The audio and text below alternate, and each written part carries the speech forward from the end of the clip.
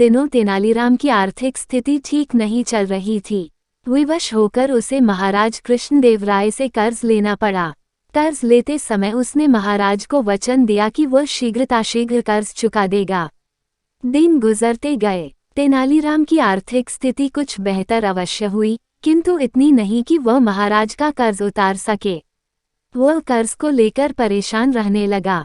उस परेशानी के दो हल थे।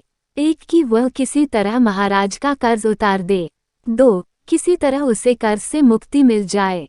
दूसरा हल उसे ज्यादा उचित प्रतीत हो रहा था, लेकिन वह महाराज से कहे तो कहे कैसे कि वे उसका कर्ज माफ कर दें। बहुत सोच विचार कर उसने एक योजना बनाई और इस योजना में अपनी पत्नी को भी शामिल कर लिया। फिर एक दिन उसने अपनी पत्नी के माध्यम से महाराज को संदेश भिजवाया कि उसका स्वास्थ्य ठीक नहीं है, इसलिए वह कुछ दिन दरबार में उपस्थित नहीं हो पाएगा।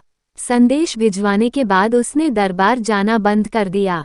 कई दिन बीत गए। तेनालीराम के दरबार न आने पर महाराज को चिंता हुई कि कहीं उसका स्वास्थ्य अधिक खराब तो नहीं हो गया, और उन्होंने तेनालीराम के स्वास्थ्य की जानकारी लेने उसके घर जाने का निर्णय लिया।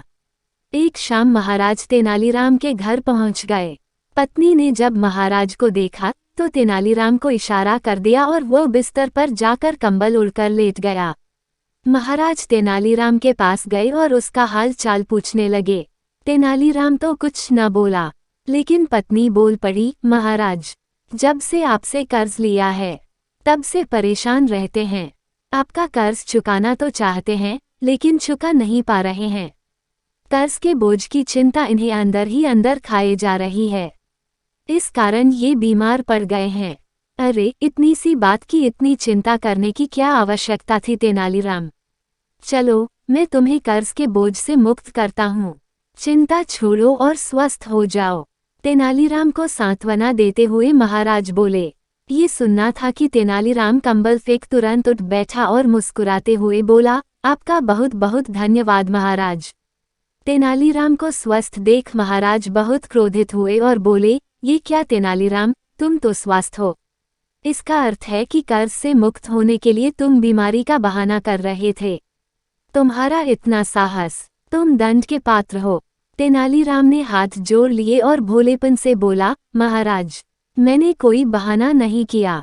मैं सच में कर्ज के बोझ से बीमार पड़ गया था, लेकिन जैसे ही आपके मुझे उस बोझ से मुक्त किया, मैं स्वस्थ हो गया। महाराज क्या कहते? तेनालीराम की चतुराई और भोलेपन के मिश्रण ने उन्हें निःशब्द कर दिया था।